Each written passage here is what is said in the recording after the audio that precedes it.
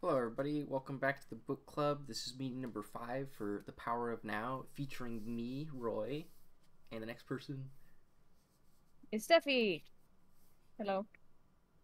Was I the next person? Yeah. Okay.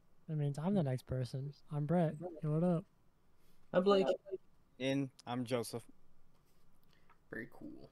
Okay, I lead off this chapter. This was chapter 7. I had a couple of notes, and most of them were just about the portals part, because that was like the most, I guess, intelligible part of it. And actually, I wanted to talk about so I forget what chapter he first mentioned it, but he mentioned when you read or whenever you basically do anything to try to put some attention on like your body, your inner body. And so when I've been like reading not just this book but like other books and stuff, I've been trying to like focus like some attention on like breathing, like the feeling of like my lungs moving and stuff like that. And it's pretty difficult to like to focus that much because I'm pretty used to when I read stuff. I'm pretty used to just putting like all or like as much attention into reading and the material and like thinking about the material and stuff. And so to kind of like take some attention away from that and focus on like breathing and like the body while also doing the activity is pretty difficult, I would say. And there's definitely a lot of kind of like back and forth, like where I'll fall back into like the regular habit of just like being fully attentive on reading. And I forget what chapter he first mentions that, but that's something I've been trying to get like better at. Because I mean that he basically proposes that that's kind of like a step for you to be like in like present, like be in the now. Let me see. Yeah, one of my big notes was in all tasks, keep some attention on your inner body. And I try to do that while reading. I also do that like while exercising and stuff too. You gotta feel your Mm-hmm. You gotta inner self, you whatever gotta the fuck it's feel your called. body. Yeah, Feel your inner yourself. being. Feel the air enter your lungs. Yeah. I But know you shouldn't. that Don't does get help attached. though. Like anytime you're getting stressed or like if I start thinking about my to-do list later on, if I just kind of like remind myself like I don't have any problems right now. In 2 hours from now I might, but right now I don't have any problems. Yeah. Right now I'm sitting in the car in traffic in my air conditioning and that's not too bad. Yeah. And I've also definitely kind of like noticed that it's a lot harder to be like stressed too when you kind of focus partly on reading and partly on your body too. Like you're usually what happens when I like read is like whenever I get like distracted or something, like a thought kind of pops up that kind of carries me away from reading and stuff. But I've noticed that when I'm trying to focus on the reading and on my body, that doesn't really happen anymore. Really? Yeah, maybe it's being part of being present. I don't know. He's the expert. I'm not the expert. That's true, and we're probably just so used to not being present, right? We're like more used to being like sucked into the TV or sucked into the computer and Yeah, just like kind of like in a it's almost like a trance, to be honest with you, huh? A different yeah. a And different for state. me, it's usually always like thinking about kind of like the future. Like, oh, I have to do this before work, and I have to do that. And it's like always kind of thinking about what's ahead of me, and never really like what I'm currently doing. So it's like it's very easy to get distracted on tasks nowadays because you're always have like kind of these reminders of like, oh, I have to do this for work, I have to do that and stuff, and it's hard to kind of like focus on like the task at hand. That's true. And I've been like super busy with work lately, and usually at this point, with how much work I've had, I'd be like stressed and maybe even potentially getting sick by now. Mm-hmm. But I've just been not, I just take it day by day. Yeah. So people, like that way it's less overwhelming for Mm-hmm. sure. I'm just kind of going through the moments. Yeah, yeah. It's definitely a lot. I definitely do think this book is like it's kind of hard to get to like the point he wants you to be, because how far in the book are we? We're like what, 3/4 of the way through the book or something. Yeah. And it's like Close, I think 2/3. something like that. Yeah, we're definitely past the halfway mark, and it's just like I definitely have not attained enlightenment, and I'm Same. definitely not anywhere Just close to confusing. enlightenment. Nope. But We're understanding it. yeah. Hell with it. But I mean, I take the steps of him. Basically, whenever you're doing any little tasks, try to like focus some on your body, because then, I guess at some certain point when you become like in tune with your body, you can go like Hit an aha moment. you can go like deeper into that and like become actually get in touch with your inner being. Because in like one of the previous chapters, he said something along the lines that like getting in touch and then like in tune with the body is like how you get in touch with like your inner essence, like your inner I think he says a god essence and stuff like that, or inner being.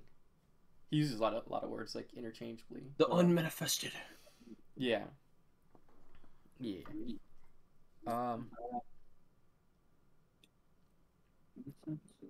Oh yeah, here's one of the notes. He says chi is the inner energy field of your body and is the bridge between the manifested and the unmanifested.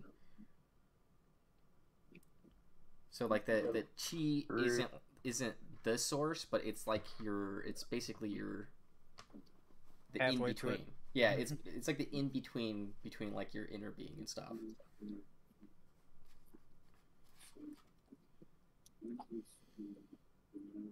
But do Yeah, some I thought yoga fire. I thought this chapter was a little bit difficult. Yeah. I don't really got much to say about it. It's confusing. Yeah. Yeah. Because I thought in another part he said the chi is the source. Mm-hmm. Oh. Yeah, he's contradicting himself. Mm-hmm. I thought he said that chi is like the pathway to the source. I think he said both. He said both. Oh, he said both? Allegedly. Allegedly. Allegedly. Oh, that chi is different somehow. I remember that.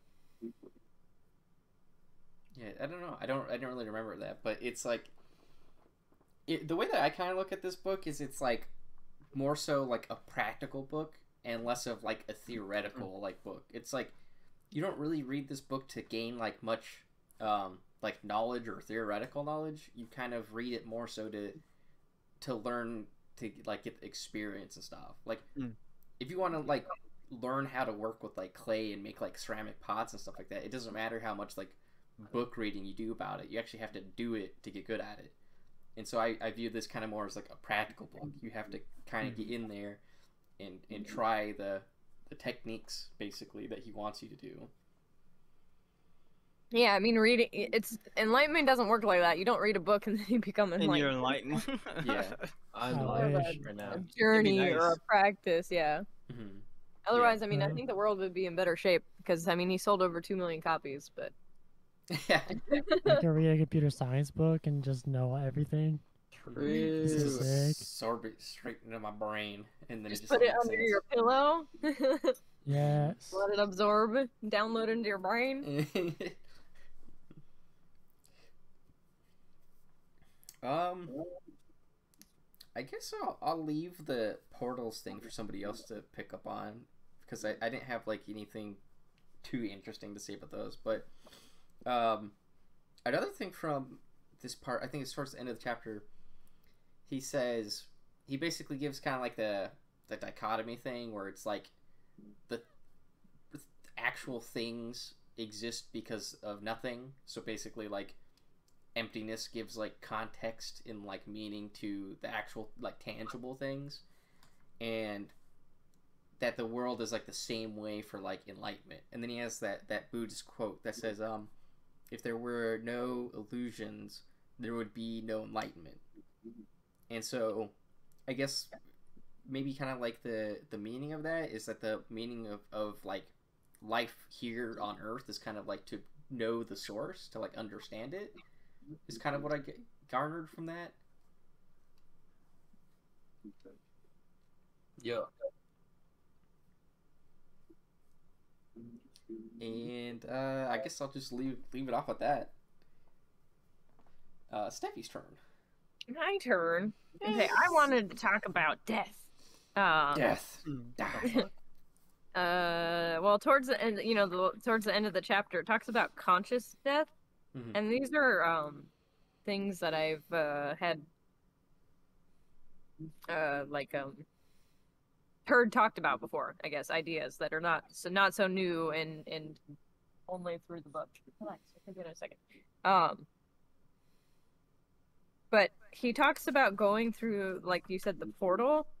So, let me see, because he even brings up the Tibetan Book of the Dead, which is actually a book I have that I've never read.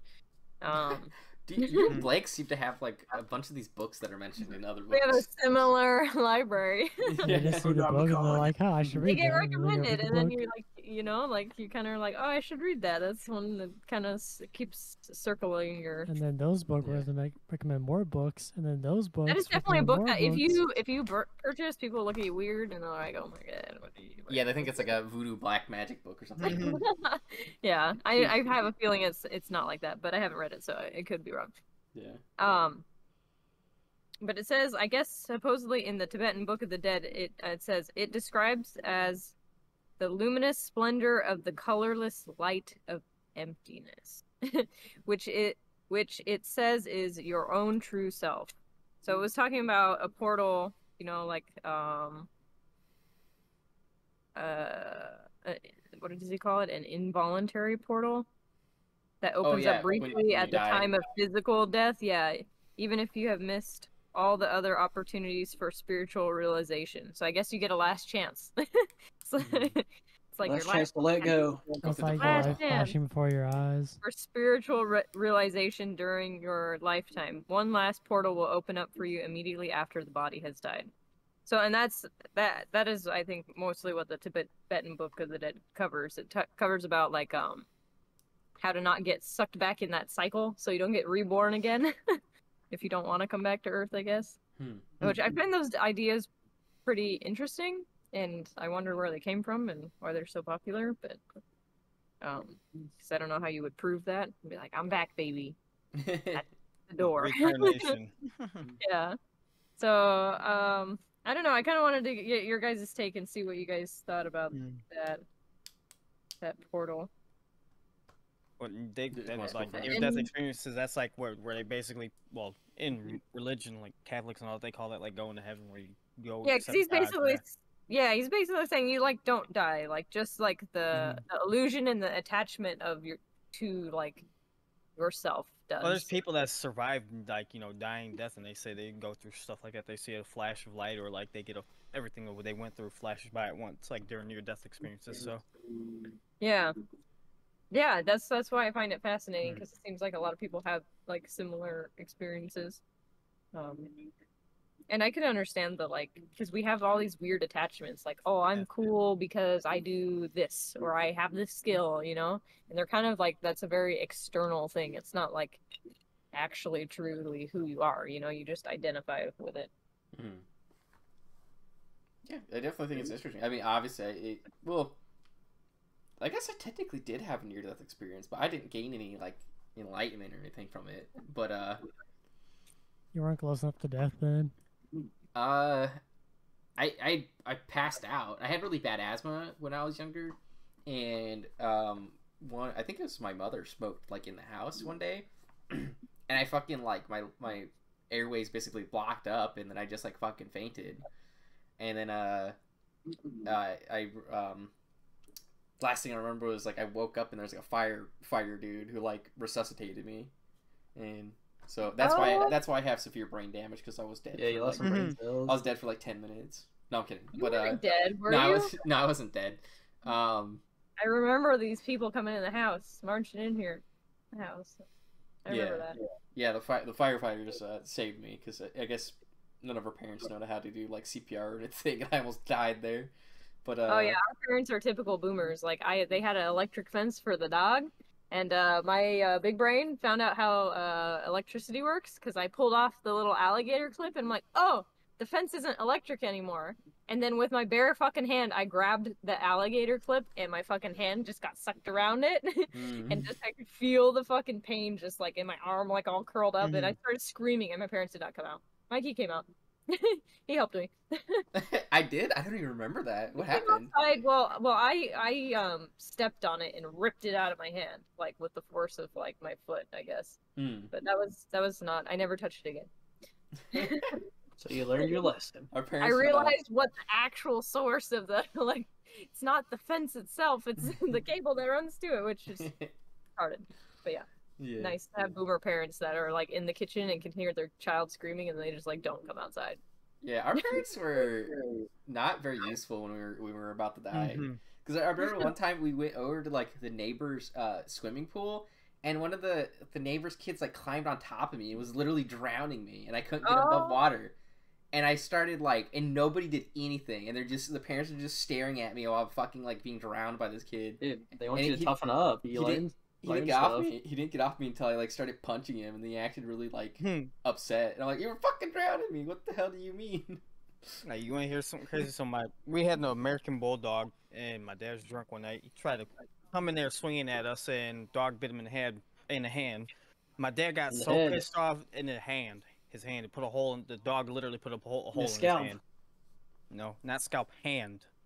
Anyways, he went out. He was so pissed off that night. He went out there and literally dug like an 8-foot hole.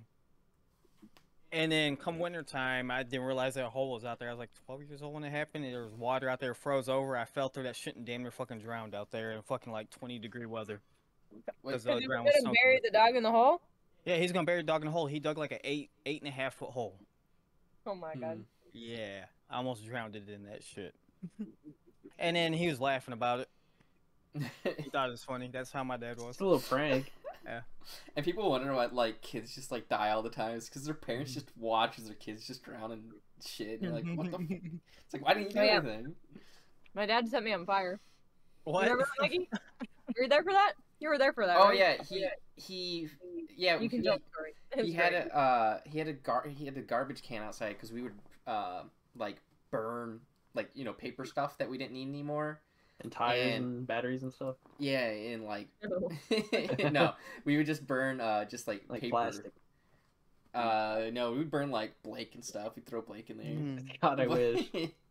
But so yeah, he had a garbage can and he'd throw like the paper in there that we didn't need and he'd burn it. And then one day the fire trail goes all the way up the stream of the gasoline can and he screams and he throws it at Steffi. And the flaming gasoline can comes hurling at Steffi. Dude, think fast. Just throws a Molotov cocktail in Steffi's face.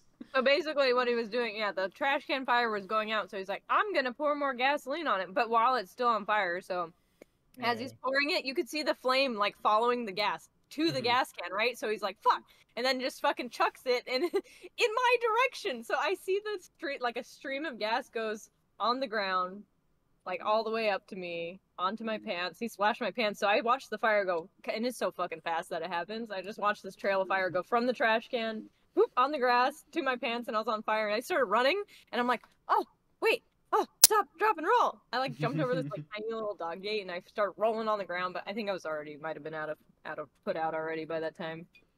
That was like such a cool childhood. It was like in the campground. My aunt Cindy did something similar, but she's running with the gas can, just fucking Running fire everywhere. Yeah, running. Yeah, at a fucking campground.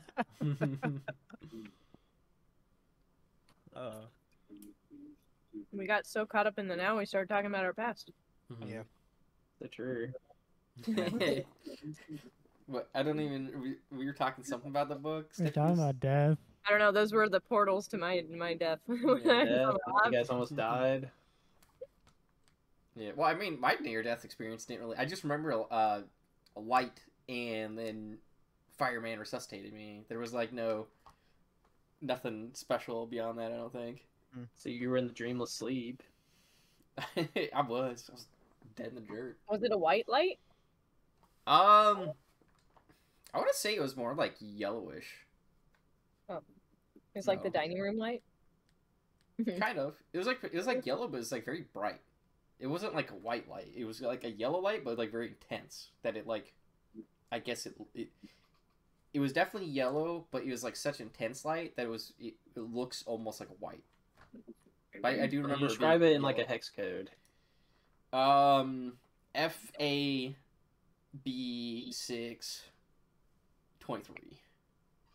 Alright, I think I get it.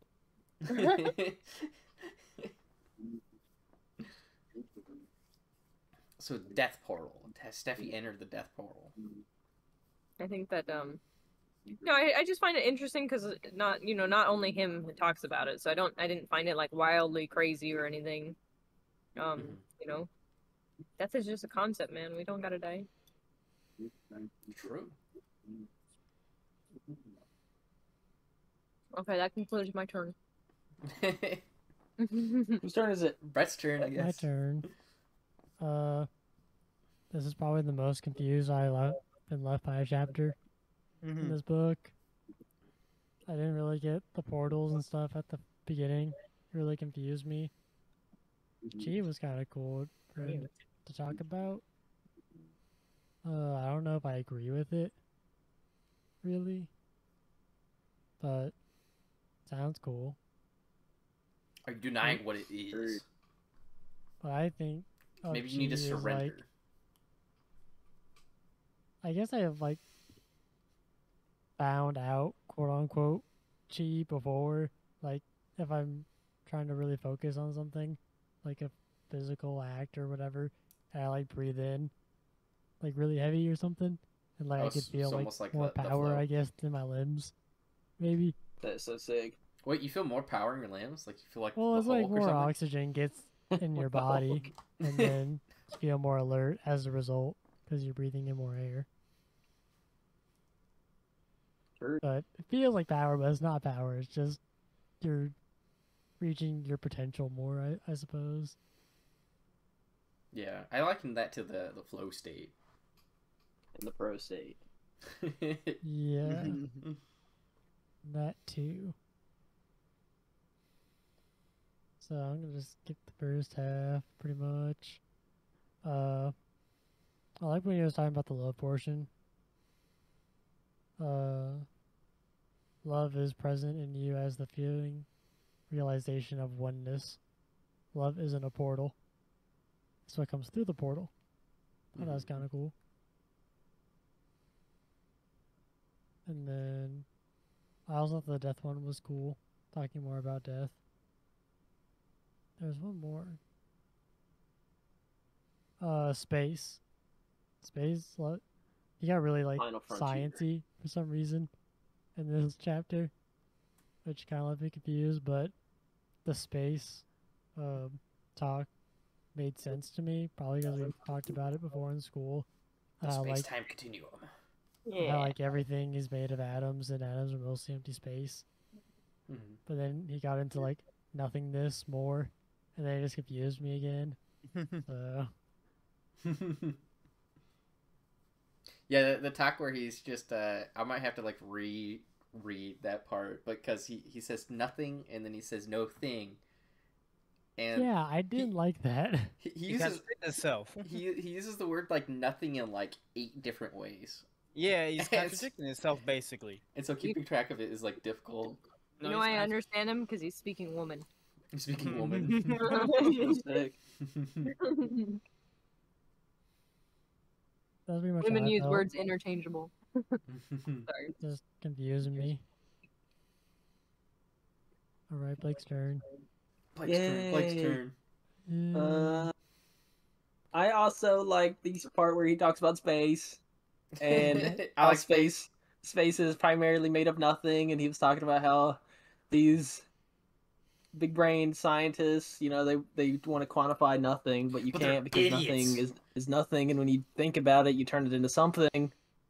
So Blake, do you have a PhD in nothing? I have a theoretical PhD in physics, and what he was talking No, about. he has a theoretical PhD in That's what I theoretical said, physics. motherfucker. No, you said you had a theoretical degree. No, you said you had a wait. What did you say? I said What I do had a you mean? theoretical degree in physics. What is it? Was the saying a theoretical degree in theoretical physics, or is it just No, theoretical? it's just a degree? regular physics. Oh, okay. Like Because that's a theoretical. New Vegas quote. But I haven't played in a long time. Yeah. But it just, it made me think of like dark matter and shit like that. Mhm. It's like, it's a theory. I would say, it's not proven. We haven't found dark matter, but it's like, all the nerds, they're trying to quantify nothing. Mm-hmm. Where in reality, or maybe in the philosophical reality, when we think about nothing, it's just like, you can't quantify it, like I said. And yeah, I like also the part I thought it was interesting. We were talking about how, is this a word? Solidity? Solid? Yeah, just how solid something solidity? is. Yeah, he was talking about how it's an illusion, and everything. It's like Brett was saying, how most of the like space is just nothing, and even inside the atom is mostly empty. So it's just sort of how we perceive space, and I don't know. It's cool. Yeah, I guess it makes sense to me because it's like things aren't really solid. Like what holds them together is more like the energy bonds between them. Yeah. And I have more notes. He said something about like pay attention to nothing. It was like, I guess, feeling the space instead of looking at the objects in, like, for example, your room. Presumably you're in your room right now.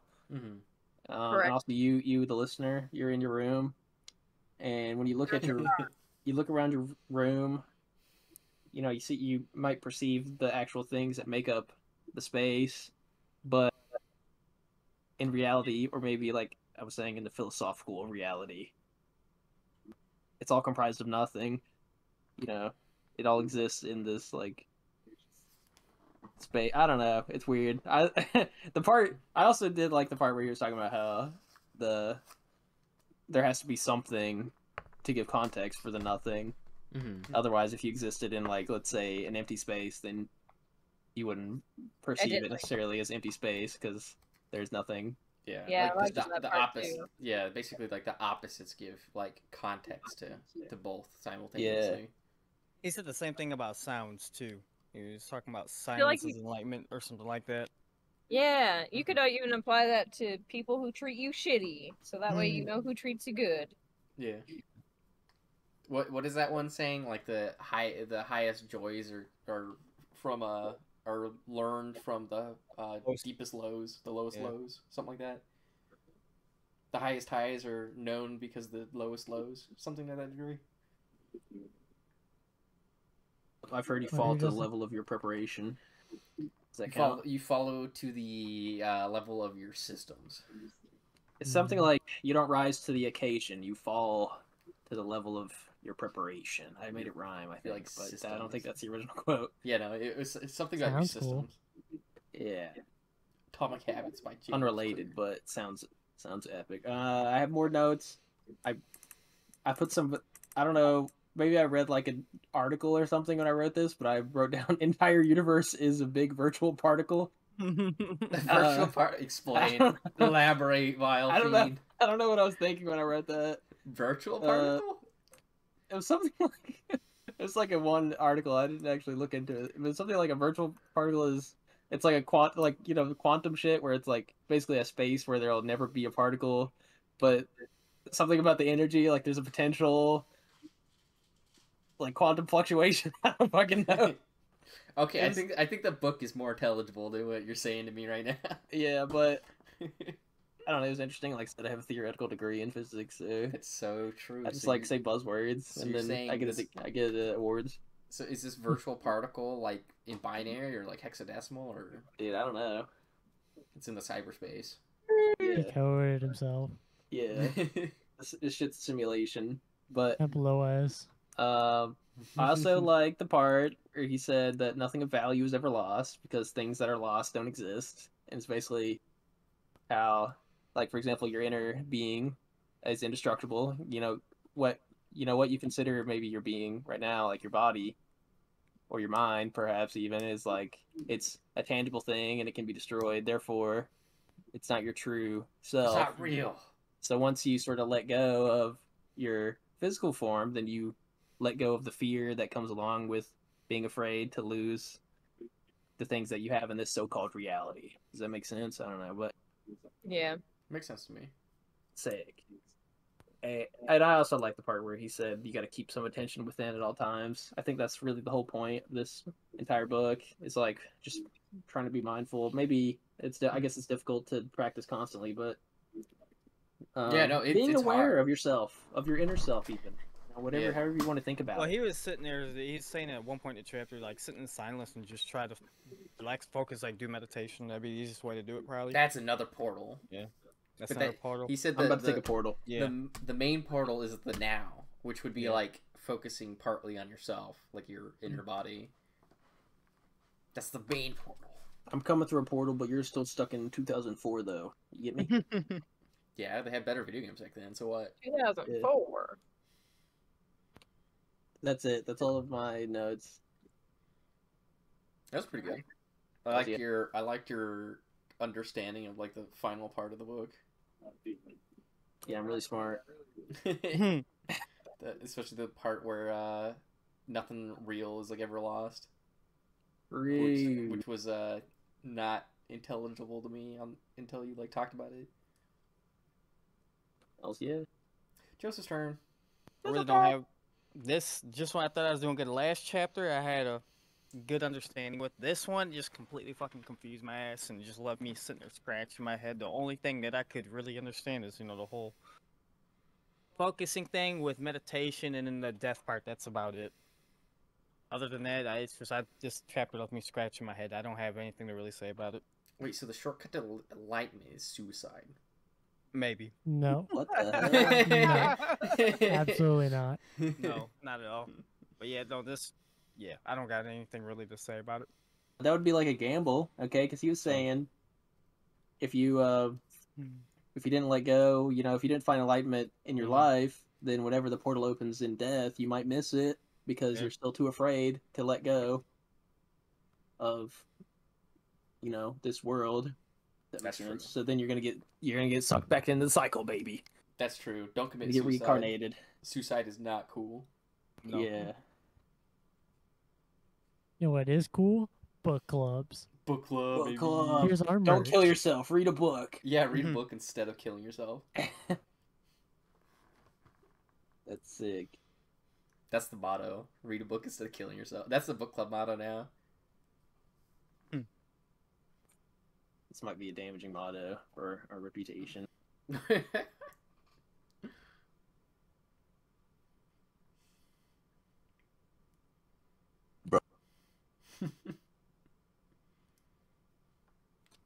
Is that it? Are we done? Is that it, Joseph? That Yeah, that's it. I don't have much to say about this chapter. It's confusing. So, yeah. Right. all right. Internalize Any other closing thoughts? Nope. Book Just- confusing. Just when I thought I was doing Go good, Go to our it smacks me in the website to face. buy our merch. Does anybody want to open a portal so we can get to the source? Source of Yes. what? the source. The unmanifested. Yeah. Rather open a portal to like Taco Bell. That is so That true. does sound pretty good right now. And that's what being in the now is all about. You're saying you want fast food now again? I'm a Yeah. little hungry. You're hungry. I'm I have a I'm lot of little fast hangry. food choices What- close to me. That's fucked up. Brett Meaning I have is none. starving. He's wasting away in the now. Like a Buddhist monk, he denies his body nutrients because he realizes his body is not real. Mm-hmm. Mhm. And if it expires, then he didn't lose anything because it wasn't real to begin with. So true. All right. Cool. Any closing thoughts or book club time over? Over. Brush your teeth, bitch. Brush your teeth, bitch. True. All right. Your teeth, See you, everybody. What are the closing messages? Be in the now and don't commit suicide. Yeah, And then brush your teeth, and then buy our merch, and then yeah. go to Taco Bell. We need to start selling a T-shirt, Go to selling a T-shirt, Taco Bell. Contact us for a sponsor. please. Please. Please. I need Alright. free ball blast, please. Blast for life. Yes. All right, everybody. Take care. Bye. Bye bye.